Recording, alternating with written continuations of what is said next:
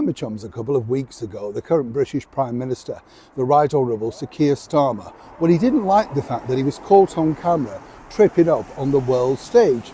It can happen to any of us, you know, particularly if you're wearing brand new shoes bought for you by Lord Ali. You get the picture. But very quickly, the mainstream media were told 100% that not to re-show this footage. In fact, 10 Downing Street basically said this will be damaging, of course, for the Prime Minister's reputation. I think there are far more damaging things for the current British Prime Minister Keir Starmer than simply tripping up in brand new stilettos that somebody's bought him. You get the picture. But behind the scenes now, things are really unravelling. And this is because it's all very well controlling the imagery that you put out there. If you are on the world's public stage, it doesn't matter. But then somebody somewhere catches something with a camera that even you can't stop. Because guess what? Allegedly over here in the United Kingdom, we have free speech. How do we know? Because Keir told us so. Meanwhile, Donald Trump and JD Vance truly think differently. As ever, let me explain. Morning, chums, nice to see you. Thank you so much for joining me today in a miserable day here in the United Kingdom, but I hope you're keeping well. I'm not just talking about the politics, it's lovely to have your company as ever, but you know what I mean? It's one of those days, it has been for the last few days now, it never gets light and you kind of wonder why you bother drawing back your curtains. You might say the same thing if you were drawing back the curtains, of course, of number 10 Downing Street. Goodness, could things go any more wrong?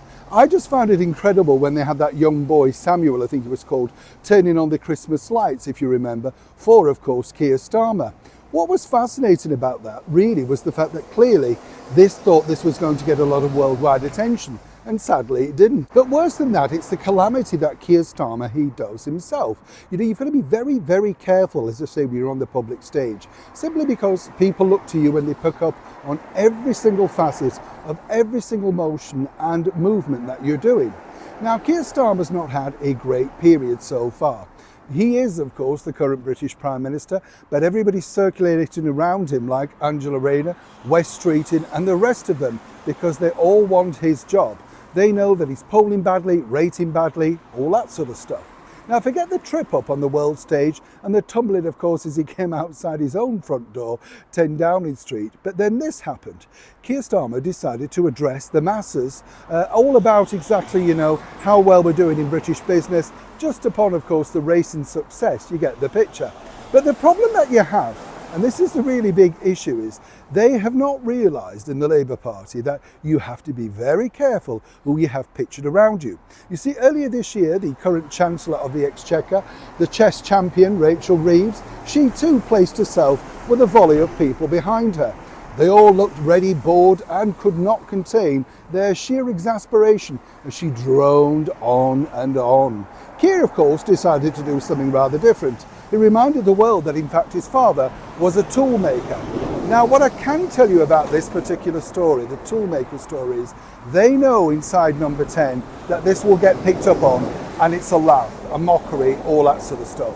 Hence the reason they keep getting Keir to say it. They'll know, oh, here he is again. But the thing you can't stop is this. Take a close look at the people on both sides of Keir Starmer. Bored rigid, looking like they wanted to be anywhere but standing there listening to the Prime Minister. Nobody asked him, of course, for his picture or indeed a selfie, and everybody sort of just filtered off. Remember, this is Monday morning and they've been dragged in to stand there to shore up. Now, these clearly aren't voters, these clearly aren't supporters. So what was the problem? Well, the world's media once again picked up on this. And according to a well-placed source behind the door of number 10 Downing Street, that famous black door, Keir Starmer could not believe it that this had gone out. How could you possibly get these people around you, allegedly? And more importantly, can we not get other people that could look a little bit more enthusiastic about what he's saying? This is his team. These are the social media people that are supposedly there to, you know, help project a better image. A little bit like what I mentioned earlier on, when you had the young boy turning on the Christmas lights for the very first time. This was meant to be that you couldn't attack Keir Starmer because there was a young boy performing something, literally, that nobody else had done before. Normally it's done by the British Prime Minister. You get the picture. This and this particular factory, well, apparently there was a message sent back saying, you know, next time, etc. There won't be a next time. This factory won't be picked again.